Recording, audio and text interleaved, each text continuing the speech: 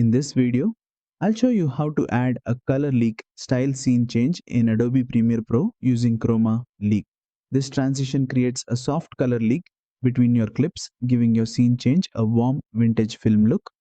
It works really well for travel videos, lifestyle edits, wedding films, and cinematic storytelling.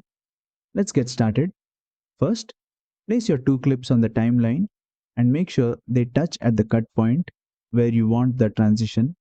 Now go to the effects panel, search for Chroma Leak.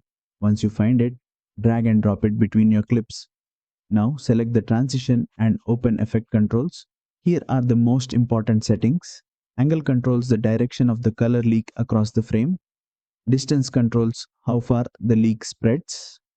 Color smear controls how rich and intense the color wash looks. Exposure adjusts the brightness of the leak effect. And dissolve time controls how fast one clip transitions into the next. Use a shorter duration for a quick subtle leak. Use a longer duration for a smooth, dreamy transition. Preview the effect and adjust the settings based on your style. And that's it. That's how you add a color leak style scene change in Adobe Premiere Pro. Don't forget to like, share, and subscribe for more Adobe Premiere Pro tutorials.